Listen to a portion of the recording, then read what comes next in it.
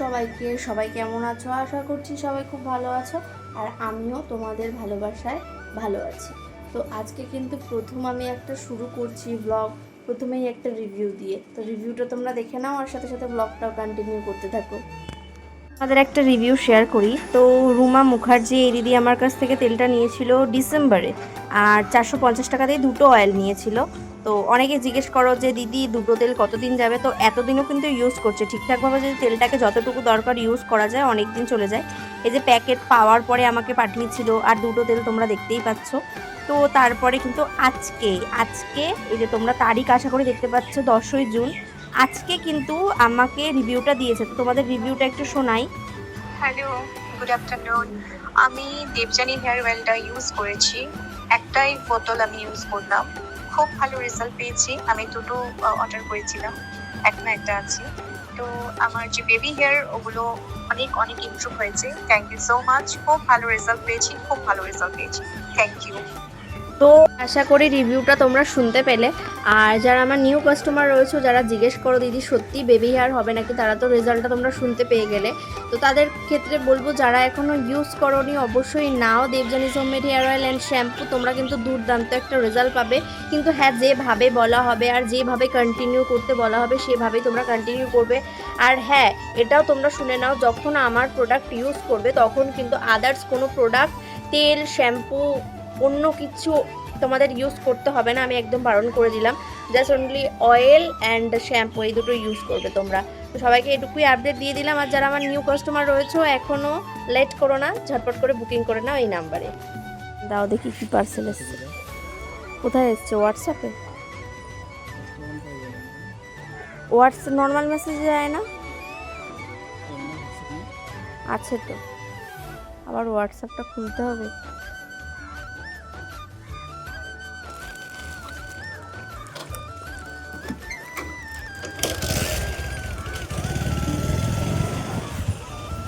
তো তোমরা দেখতে পেলে আমার একটা পার্সেল চলে এসেছিলো, তার মধ্যে ছিল একটা জুতো, যেটা আমি আনবক্সিং করে নিচ্ছিলাম। আর এদিকে আমি এত জুতো কিনি, জুতো কিনতে কিনতে আমার সত্যি সত্যি আমি এখন জুতো বিক্রি করতে পারবো, ঠিক আছে। আর আমি যতই জুতো জামা কাপড় কিনি না কেন, আমার মনে হয় আরও হলে ভালো হতো। এটা হয়তো অনেক মেয়েদেরই থাকে, যার যেই জিনিসটার প্রতি ন্যাক। আমার একটু জামা কাপড়, জুতো, এগুলো আমার খুব ভালো লাগে। যাই হোক, আর এই জুতো জামা কাপড় কেনার জন্য কিন্তু আমার মা আমাকে ভীষণ বকাবকি করে। তো এই জুতোটা পায়ে দেওয়ার সাথে সাথে কিন্তু আমার মা দেখতে পেয়েছে যে একটা জুতো এসছে, সেই থেকে কিন্তু আমাকে বকাবকি শুরু করে দিয়েছে। আর তোমাদের দেখাবো যে আমার মা আমাকে কীরকম করে বকছে। যত বড়ই হয়ে যায় না কেন, মা বাবার কাছে তো সন্তান সবসময় ছোটই থাকে। এইগুলো কোনো জুতোই নেই আমার। এই সব জুতো আমি এক জায়গায় করব, চুপ করে থাক। এইগুলো আমার জুতো না। এই ওই জুতোগুলো বের করতে পারছি না। ওই জুতোগুলো খারাপ হয়ে গেছে। ওই জুতো খারাপ বলে তুমি একটু দেখো। সেদিন পুজোর বাড়ি যাওয়ার সময় জুতো কিনেছি, সেটা জানো? ওই জুতোগুলো আমার না। ওই ওর মায়ের জুতো, ওর মা তো পরে না কিছু কিনেছে। আচ্ছা গাইস, তোমরাই বলো এবারে এই জুতোগুলো কি জুতো? এর দিয়ে আমার দিয়ে সবার বেশি আরো জুতো আছে। এগুলো আমার জুতো নয়। জানোই না, আমি তো বিয়ে ব্যবহার করি। ওগুলো বের করতে পারছি না। আর বলেছে জুতো আমি বের করতে পারছি না। যাই হোক, এই কটা জুতো পাওয়া গেছে। এই কটা জুতো তো আমার হয় না, আরো জুতো ফ্যাক্টরি খুলবো এবার। দুই জোড়া শু। তুমি কি বলো রে? যাই হোক, আমার জুতোর কালেকশনগুলো তোমাদের কেমন লাগলো জানিও। কারণ কত জুতো এখানে। এদিকে আমার বাড়িতে ঝামেলা বেঁধে গেছে এই জুতো নিয়ে। তোর আমি যদি আর দ্বিতীয় দিন যদি দেখি যে না এই নিজের এই কোনো সাজ পোশাকের জিনিস আসতে, আমি সেদিন দেখি এত জুতো কিনিস কেন তুই? ও কি হয়েছে তাতে? তো দেখছো, আমার মা আমার সব জুতো বের করেছে, আর আমি এদিকে আমার জুতোগুলোকে দেখছিলাম আর বলছিলাম যে এগুলো আমার জুতো না। শুনে আরও রেগে যাচ্ছিলো। তো সেটা নিয়ে আমার বাবাকেও নালিশ করছিল যে এত জুতো কিনছে। আর আমার দিদির বাড়ি গেছি, তার আগের দিনও জুতো কিনেছি। আর এইদিকে যে দেখছো তেলগুলো নিয়ে বসেছিলাম প্যাকিং করার জন্য। প্যাকিং বলতে কি, মানে উপরে আমার লেবেলগুলো লাগানোর জন্য। তো এই ঝগড়া শেষ হয়ে যাওয়ার পরে তারপরে এই দেখো তেলগুলো নিয়ে আমি বসে পড়েছিলাম। এগুলোকে আমি সেলোটেপ করে দেবো। সেলোটেপ বলতে লেবেলগুলো লাগিয়ে নেব, কারণ এদিকে আমার স্টকে শ্যাম্পু একদম নেই। সেই কারণে তেলগুলো আগে রেডি করে নিয়েছি, পরের দিন শ্যাম্পু রেডি করব।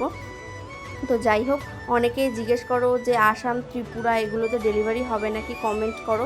তো আসাম ত্রিপুরা এগুলোতে ডেলিভারি হয়ে যায়, অল ইন্ডিয়া প্রোডাক্ট অ্যাভেলেবেল আছে। কিন্তু বাংলাদেশ থেকে অনেক দাদাভাই বা বোনেরা আমাকে মেসেজ করো, বাংলাদেশে কিন্তু আমি কোনোভাবে প্রোডাক্টটা দিতে পারছি না। তোমাদের যদি কারোর জানা থাকে আমি বাংলাদেশে কিভাবে প্রোডাক্ট দিতে পারবো, তো তোমরা একটু আমাকে কমেন্ট করে জানিও। আর যারা যারা আমার ভিডিওগুলো দেখতে পছন্দ করো, অনেকে ফোন করো যে দিদি তোমার ভিডিওগুলো দেখতে ভীষণ ভালো লাগে। তো তোমাদের ভালোবাসা পেয়ে আমারও ভিডিও করার উৎসাহটা আরও যেন বেড়ে যাচ্ছে। তো তোমাদেরও অনেক অনেক ভালোবাসা যারা আমাকে এত সাপোর্ট করছো। আর সত্যি বলতে দেখো, এই যে তেল রেডি করা বা প্যাকিং করা এগুলো কিন্তু আমরা যতটা পারি নিজেরাই করি। দেখো আমি নিজেই কিন্তু আমার নিজের লেভেলগুলো লাগিয়ে নিচ্ছিলাম, এছাড়া মা বাবা সবাই কিন্তু আমাকে হেল্প করে। কিন্তু প্যাকিংয়ের জন্য আমার দুটো ভাই প্যাকিং করতে আসে, বাদবাকি আমরা কিন্তু আমাদের কোনো প্রোডাক্ট বানাতেও কি আমরা কিন্তু কোনো লোকের কাছে দিই না, বাইরের লোকের কাছে। আজকে অনেক দিন পর আমাদের এখানের ওয়েদারটা একটু ঠিক লাগছে, এই যে ওয়েদারটা একটু ঠিক আছে, মানে হালকা রোদ রোদ উঠেছে। তাই এখন আমি একটু ঘুরু ঘুরু করতে বেরোবো, ঘুরু ঘুরু বলতে তাও কাজের জন্যই বেরোবো। তো যাই হোক, ব্লগটা সবাই কন্টিনিউ করতে থাকো। আর অনেক দিন পর আজকে আমি এই কুর্তিটা পরলাম। আর এই যে প্যান্টটা দেখতে পাচ্ছ, এটা আমার দিদি আমাকে কিনে দিয়েছে পছন্দ করে। কেমন লাগছে অবশ্যই একটু কমেন্ট করে জানি। আর ওই যে পেছন দিক থেকে ওই যে সোমা আসছে, ফরফরানি ফরফর ফরফর। আর এরপর ফোনপে থেকে স্পিকার বক্স আমাকে দিয়ে যাওয়ার জন্য ফোন করেছিল, আমার নাকি এটা অফারে ছিল, তো সেটাই নিয়ে নিচ্ছিলাম। আর এরপর দেখো, এইসব বাড়ির কাজবাজ মিটিয়ে আমি কিন্তু টোটোতে উঠে পড়েছিলাম। আর টোটোতে উঠেই তোমরা জানো এই যে মেদিয়া বাউর, তোমরা যদি কখনো এই মেদিয়া বাউর আসো তাহলে ভাববেই ক্রস করলেই আমার বাড়ি। এটা ক্রস করে গিয়ে কিছুটা দূর গেলে আমার বাড়ি। তো দেখো, আজকে বিগত 20-25 দিন বৃষ্টি হওয়ার পরে একটু যে রোদ উঠেছে, বাইরের দিকটা দেখতে যেন একটা আলাদা রকমের নিঃশ্বাস নেওয়া যাচ্ছিলো। আর এরপর স্টেশনের দিকে এসে দেখো, হেঁটে হেঁটে চলে যাচ্ছিলাম আমাদের লাইন ক্রস করে ওই দিকে। আজকে গাইস অনেক দিন পর আমি বাড়ি থেকে বেরিয়ে গেছি, কম বৃষ্টি হওয়া হচ্ছিল। আজকে আপাতত আর বৃষ্টি নেই, মেঘ করে এসছে, তাতে আমার কোনো যায় আসে না। এখন বেরিয়ে তো পড়েছি, এবার বৃষ্টি হয় হোক, তাতে আমার কোনো যায় আসে না। কতটা কি আমাকে দেখতে পাচ্ছ আমি জানি না, আমাকে ভূতের মতন লাগছে নাকি সেটাও জানি না, কিন্তু ব্লগটা আমাকে কন্টিনিউ করতে হবে, তার জন্য আমি করছি ব্লগটা। আমার রাস্তার এমন অবস্থা, মনে হচ্ছে রাস্তা না পাহাড়। দেখো রাস্তার অবস্থাটা একটু দেখো, চারিদিকে পুরো কত্ত হয়ে গেছে একদম। তো এইদিকে গোবরডাঙ্গা কালীবাড়ির দিকে এসেছিলাম, আর এখানে আসতেই আমাদের এই গেটটা পড়ে, মানে গোবরডাঙ্গাতে ঢোকার আগেই। তো যাই হোক, এখানে আমি বলছিলাম যে যেখানেই যাই না কেন সেখানের থেকে মানে গোবরডাঙ্গায় আসলে যেন একটা আলাদাই নিঃশ্বাস নিতে পারি, একটা শান্তি লাগে আমাদের। তো যে যেখানে থাকে অবভিয়াসলি তার সেই জায়গাটাই ভালো লাগে, আমি সেটাই বলছিলাম। কিন্তু গাড়ির এত আওয়াজের জন্য কিচ্ছু শোনা যাচ্ছিল না। এখন চলে এসেছি ঠাকুরনগরে। তো সত্যি বলতে ঘোরার মধ্যে আমার এই একমাত্র ঠাকুরনগরটা ভীষণ ভালো লাগে। এবার এখান থেকে দেখো ক্যাফে স্টার্টিং হবে, এই যে একটা ক্যাফে চলে গেল। আজকে তোমাদের আমি মানে আমাদের এখানে কতগুলো ক্যাফে আছে সেটাই ভ্রমণ করাবো। দেখো এখানে পরপর কত ক্যাফে, দেখতে থাকো। মানে ঠাকুরনগর কিন্তু ভীষণ ফেমাস আমাদের একমাত্র এই ক্যাফের জন্য। প্রচুর ক্যাফে আছে এখানে, কিছুটা যেতে পারবো না, আবার ক্যাফে পড়বে, একটার পর একটা খালি ক্যাফে আর ক্যাফে। এখান থেকেই শুরু হয় হচ্ছে গিয়ে আমাদের ঠাকুরনগর ক্যাফে, তোমরা দেখতেই পারবে। আর ঠাকুরনগর জায়গাটা না সত্যি খুব সুন্দর। দিদিরা এসেছিলো এখানে ঘুরতে এসেছিলো, তোমরা নিশ্চয়ই ওদের ব্লগে দেখেছিলে। আর অনেকেই আছো ঠাকুরনগর থেকে আমার ব্লগটা দেখো, তো কেউ যদি ঠাকুরনগর থেকে আজকে আমার এই ব্লগটা দেখে থাকো তো নিচে কমেন্ট করে যেও, কারণ তোমাদের ভালোবাসায় আমারও নিজেরও যেন ব্লগ করতে ভালো লাগে। ওই যে ফার্স্টেই দেখো একটা ক্যাফে চলে গেল, তারপর কিছুটা দূর এই যে এগিয়ে যাচ্ছি, এরপরেই দেখো এই যে ডান দিকে এই ক্যাফেটা নতুন হয়েছে। আবার এইদিকে দেখো কিছুটা যেতে না যেতেই ওই যে সামনে দেখতে পাচ্ছ এই যে বাঁদিকে এই ক্যাফেটা কিন্তু অনেক পুরনো। এই ক্যাফেটা আমি একটা সময় আসতাম, বাট এখন আমি আর কোথাওই যাওয়ার সময় পাই না। আর এইদিকে দেখলাম নতুন মোমোর দোকানটা দিয়েছে, আর এটা কিন্তু রেস্টুরেন্ট কাম ক্যাফে একটা, এটাও বেশ সুন্দর। এটা হইচইয়েরই আমাদের আর একটা পার্ট, গোবরডাঙ্গা হইচই। যারা যারা এই আমার লোকেশনে রয়েছে তারা তো নিশ্চয়ই জানবে। তারপর আবারও কিছুটা দূর এগিয়ে যাচ্ছি, আর এরপর দেখো এই যে দেখতে পাচ্ছ এটাও কিন্তু একটা ছোট্ট ধাবা মতন হয়েছে। এই দোকানটা বন্ধ ছিল, অনেক আগে খোলা ছিল, বাট এটা আবার নতুন করে খুলেছে। তো এই দোকানটাতেও বসেছে, মানে মোটামুটি ঠাকুরনগরে যত যা ক্যাফে আছে আমার যাওয়া আছে। আর এখানে দেখো এখানে কিন্তু মোমো বা কিছু অনেক কিছু, আর এখানে দেখো একটা বার এটা হয়েছে। যাই হোক এখানে আমি কখনো যাইনি, মানে জানিও না, শুনেছি দেখছি। আবার দেখছি যে ঠাকুরনগর রোডে এই যে যেতেই এই যে নতুন আবার একটা কি রেস্টুরেন্ট কাম বার কি একটা রেডি হচ্ছে, বলতে পারবো না। আর এইখানে দেখো একটা কাকার দোকান বসে, কিন্তু আজকে সেটা বসেনি। তারপর আরও কিছুটা দূর এগিয়ে গিয়ে দেখো এই যে ডান হাতে এই দেখো এই যে আবারও একটা ক্যাফে, বাঁ দিকে একটা ক্যাফে। মানে ঠাকুরনগর মানে শুধু ক্যাফে আর ক্যাফে, মানে কোনটা ছেড়ে কোনটায় যাবে তোমরা না সত্যি বুঝতে পারবে না। ঠাকুরনগর প্রচুর ক্যাফে। এ দেখো যেতে না যেতে আবার দেখো বাদিকে আবারও একটা ক্যাফে পড়েছে, প্রচুর ক্যাফে। মানে আমি যেহেতু গোবরডাঙ্গা আর ঠাকুরনগর বেশি ডিস্টেন্স না, আমাদের 5-6 মিনিট লাগে যেতে। মানে এখানে শুধু ক্যাফের জন্য ভীষণ ফেমাস আমাদের এই ঠাকুরনগর। তো যাই হোক এখানে কিন্তু আমি কোনো ক্যাফেতেই আজকে ঢুকিনি, কারণ যেই ক্যাফেটায় আমরা বেসিক্যালি যাই ওই ক্যাফেটায় আজকে বন্ধ ছিল। মানে যে ফুড রেডি করে তার নাকি শরীর খারাপের জন্য সে নেই, তো সেই কারণে কোনো ফুডের কোনো জিনিস ছিল না বলে খাওয়ার মতন। তো এখান থেকে ঠাকুরনগর থেকে বেরিয়ে কিন্তু আমরা চলে যাচ্ছিলাম গোবরডাঙ্গার দিকে, মানে আমাদের স্টেশনের দিকে। তো গোবরডাঙ্গা স্টেশনের দিকে তোমাদের দেখাবো, আমি বলছিলাম ভয়েস এবার শোনা যাচ্ছিল না। গোবরডাঙ্গা স্টেশনে ঢুকেই আমাদের একটা রেস্টুরেন্টেরই নতুন আর একটা মানে পার্ট তৈরি হয়েছে। গোবরডাঙ্গা স্টেশনে ঢুকেই তোমাদের দেখাই, আমাদের কল্পতরু একটা রেস্টুরেন্ট আছে, তোমরা যারা গোবরডাঙ্গায় আছো তারা তো জানবে।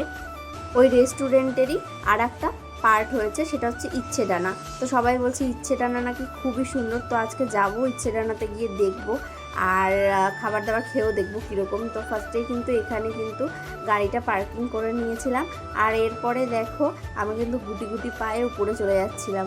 আর এইদিকে এই ব্যক্তির মানে ক্যামেরা ধরতে যে এত আলিস্য লাগে মানে বলার কথা না। তো যাই হোক এই যে প্যান্টটা দেখছো, এই প্যান্টটা না সত্যি দিদি আমাকে কিনে দিয়েছে, এতটা সফট না, আমার খুব ভালো লেগেছে এই প্যান্টটা। সত্যি সত্যি এটা বাজার কলকাতা থেকে কিনেছিলাম, বেশ ভালো প্যান্টটা, নিজেরও ভালো লাগছে। খুব একটা সবসময় চুড়িদার পরা হয় না, বাট এটা এদিন পরে খুব ভালো লাগছিলো। তো এই দেখো ফার্স্টেই কিন্তু আমরা চলে এসেছিলাম ইচ্ছেডানার ভেতরে। দেখো এটা ছিল মানে ফার্স্ট ফ্লোর। তো এখানে দেখছিলাম ডেকোরেশন খুব সুন্দরভাবে করা, যেটা খুবই পছন্দ হয়েছিল। আর সত্যি বলতে বিগত 20-25 দিন ধরে হয়েছিল বৃষ্টি, আর সেই কারণে কিন্তু ভেতরে ঢুকে যখন দেখি এসিটা একেবারে মাইনাসে দেওয়া, আমার লাগছিল ভীষণ ঠান্ডা, আর বসে থাকতে আমার ভীষণই কষ্ট হচ্ছিল। আর নিয়েছিলাম বিরিয়ানি আর ক্রিসপি চিকেন খাওয়ার জন্য। অনেক দিন ধরে মনটা আমার বিরিয়ানি করছিল। আর এই পোস্টটাই আমি ফেসবুকে করা মাত্রই কিন্তু সবাই নেগেটিভ কমেন্টে ভর্তি করে দিয়েছিল। এরপর কিন্তু খাবার টেস্ট করে দেখলাম ভালোই কোয়ালিটি করেছে এখানে খাবার দাবারে, কিন্তু প্রবলেম একটাই, খাবার দিতে প্রচণ্ড লেট করে এখানে, যেটা বুঝলাম। আর এরপর বিল পেমেন্ট করতে আসার সময় যেহেতু এটা নতুন, সব কাস্টমারদেরই বলছে যে উপরের ফ্লোরগুলো গিয়ে দেখে আসতে।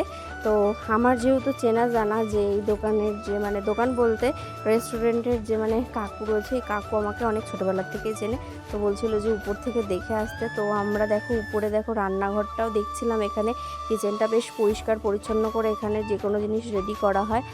আর উপরে চলে যাচ্ছিলাম 4 তলায়, যে ওখানে যদি কেউ বার্থডে সেলিব্রেট করে, বা শুনলাম এখানে নাকি বিয়ে বাড়িরও ভাড়া দেওয়া হবে। হ্যাঁ মানে এখনও হয়নি বাট হবে। তো উপরেও গিয়ে দেখছিলাম যে এখানের কীরকম ফ্লোর রয়েছে। তো উপরে গিয়ে যেটা দেখলাম সেটা তোমাদের দেখাচ্ছি, একদম ফাঁকা পুরো। আর এখানে আজকে কোনো ভিড় নেই, বাট কেউ যদি বার্থডে করে বা কারুর কোনো অ্যানিভার্সারি সেলিব্রেট এখানে এসে করা যাবে। আমারও দেখে ফ্লোরটা বেশ পছন্দ হয়েছিল, যে আমি যদি কোনো কিছু সেলিব্রেট করি এখানেই করব। মানে বেশ সুন্দর, কি বলবো, ঠিকঠাক একদম, আমার খুব ভালো লেগেছে, বেশ পছন্দ হয়েছে, ফাঁকা জায়গা আছে। যদি গোবরডাঙ্গায় আসো ইচ্ছেডানাতে সবাই একটু ঘুরে যাও, বেশ ভালো রেস্টুরেন্টটা, খাবারের কোয়ালিটিও সুন্দর, রান্নাবান্নাও বেশ পরিষ্কার পরিচ্ছন্ন। ডেকোরেশন দেখাই, এই যে বললো যে এখানে বার্থডে ডেকোরেশন করতে, বার্থডে সেলিব্রেট করার জন্য কোনো চার্জেস নেয় না, বাট ডেকোরেশনটা নিজেদের মতন করে নিতে হবে। এই যে ফ্লোর, আর যাই হোক আমার খুবই পছন্দ হয়েছে, দেখা যাক কী হয়। সামনে আমারও বার্থডে আসছে, আমারও কিন্তু সামনে বার্থডে আসছে, দেখবো কতজন মনে রাখে আমার বার্থডে। আমিও একটু দেখতে যাই কতজন কতভাবে আমাকে উইশ করে। তো নাও এখন তো বাড়ি চলে এসেছি, আর এখন ড্রেস ফ্রেস চেঞ্জ করে নেব। তো তো আজকের ব্লগটা এটুকুই থাকলো, কিন্তু তার আগে একটা জিনিস তোমাদের শেয়ার করে দিই। তো যেটা হচ্ছে গিয়ে, যদি তোমরা কেউ 16 চাকা থেকে 2 চাকা পর্যন্ত যা গাড়ির লাইসেন্স যদি কেউ করতে চাও, বা নাম ট্রান্সফার যাবতীয় যা কাজ যদি তোমরা কেউ করতে চাও, অবশ্যই কিন্তু আমার এই দেয়া নাম্বারে তোমরা কন্ট্যাক্ট করে নিতে পারো। এখানে গোবরডাঙ্গা থেকে করানো হবে। যদি কেউ আমার লোকেশনের মধ্যে, মানে গোবরডাঙ্গা টু বারাসাত, মানে যারা যেখান থেকে আসতে পারবে, এই নাম্বারে কন্ট্যাক্ট করে নিতে পারো। আর এই নাম্বারে যদি কেউ কন্ট্যাক্ট না করতে পারো, তাহলে আমার নাম্বার তো তোমরা আশা করি জানো, আর তবুও আমি আরেকবার আমার নাম্বারটা স্ক্রিনে দিয়ে দিলাম। তো আমার নাম্বারেও কিন্তু তোমরা কন্ট্যাক্ট করে নিতে পারো। খুব সুন্দরভাবে এই কাজ করিয়ে দেওয়া হবে, একদম 100% গ্যারেন্টি নিয়ে আমি তোমাদের বলে দিলাম। তো আজকের ব্লগটা এটুকুই থাকলো। দেখা হচ্ছে নেক্সট ব্লগে। সবাইকে আজকের মতন টাটা। সবাই সুস্থ থেকো আর ভালো থেকো।